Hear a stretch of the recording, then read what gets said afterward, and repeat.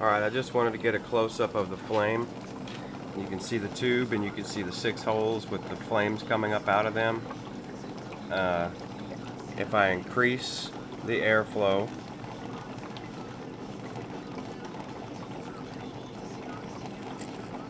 they're starting to whistle and they start to disappear.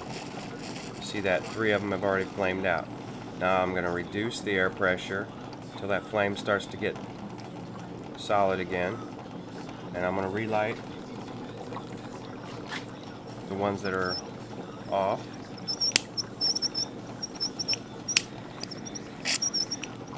Okay, so we got all 6 back on again. Now I am getting a whistle here, so that could be a sign of things to come. Usually when you hear that whistle, it's a bad thing.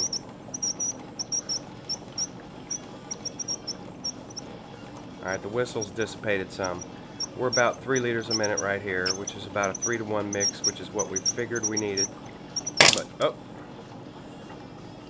Backflash, but the backflash was not powerful enough to kick anything off. The cap is still on my scrubber.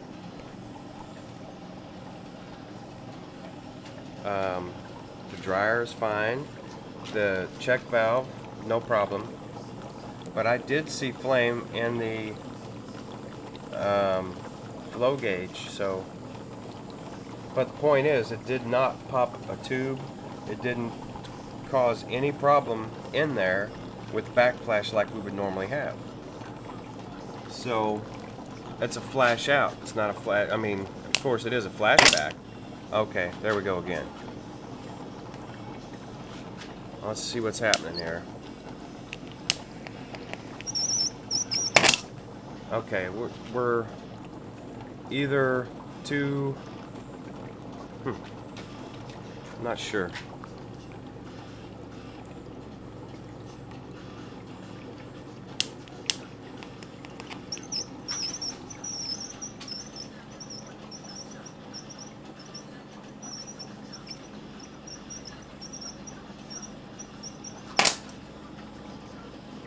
I moved, but I mean I can hear it going through there, so I know that it's dissipating it quite a bit. I think what I ought to do here is go ahead and lower the let me see if I can get a close-up on that. You can see my liters per minute there. I'm not really sure you can read it, but okay, I think you can read it there.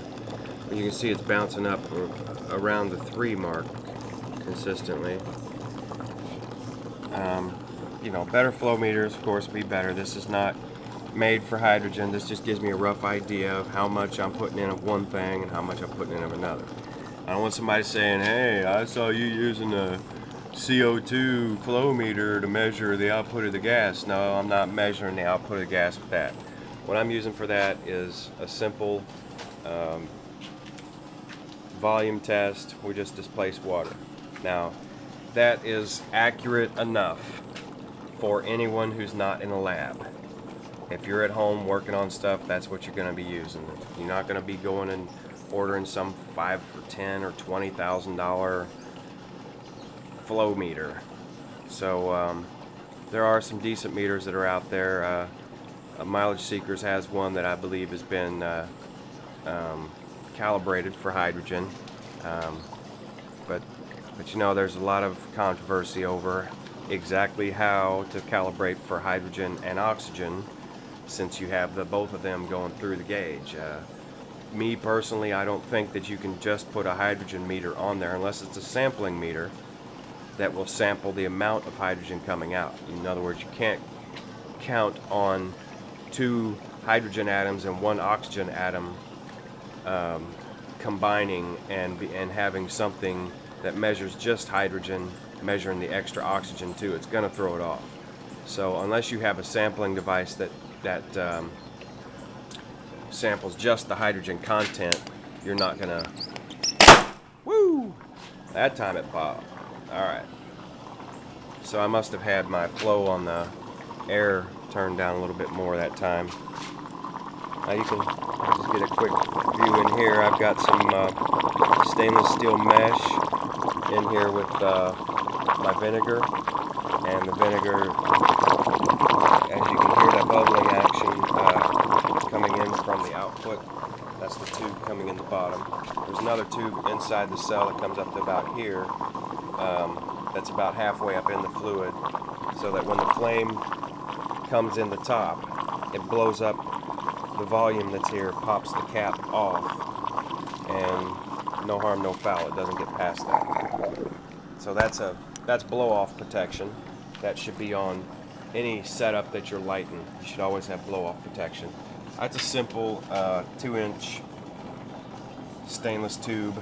The cap is actually one of the caps I use on my cells. You can see those are machined. They have O-ring seals on them and a lock screw so that they can't be blown off.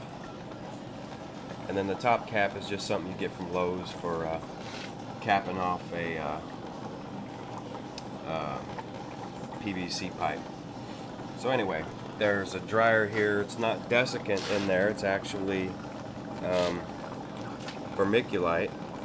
But vermiculite also will hold moisture. What I did with this was dried it in the sun first, but you don't have to do that if it's dry already. Mine wasn't. Above that, you'll see the bronze wool. It's already discolored. It turns a bit of a green color, so the bronze is gonna get corroded from the corrosives that come through here. At the bottom, you got a wad of bronze wool. Then you fill it up 2/3 of the way, and then put another wad of bronze wool in there, and that's a dryer. And that dryer would only last for a certain amount of time before it would have to be changed out. But this is a clear vinyl tube, and you can get that at Lowe's, whatever. I think it's 7/8 diameter with elbows that fit it. So this would normally be my backflash arrestor if I was using less than 1 liter a minute. But since I'm using 2 liters a minute, that diameter is too small. So that's why I had to go to the scrubber with the vinegar in it, distilled white vinegar, because the diameter in there is larger and it won't allow a bubble. If you have more than 1 liter a minute, then you'll get bubbles connecting together inside your tube here. And when they connect together, it's just like electricity. They produce a flame front that goes right through. Now, as long as you don't have those bubbles connected to each other as they come out, it will never backflash through it. But that's less than 1 liter a minute for that diameter tube. 2 liters a minute, 2-inch tube, 2 to 3 liters a minute, that 2-inch tube will hold. And after that, I would be thinking maybe even a bigger backflash there, or additional backflash past this, before this, not before this, but after this, before the bubbler, before the reservoir. You definitely don't want anything coming back to your reservoir, because that's holding your caustic solution. That caustic solution, I use KOH, you could use NaOH, will cause burns. As you can see, this particular bubbler blew up in a previous video and destroyed all the paint on my panel. You can see all that pretty yellow color there. That's from KOH damage. So we got her hooked back up. I'm gonna try it again, just see what we got going on here. Okay, pop. It's not happy. Not sure why it's not happy though. Well, alright, I'll check the video and see.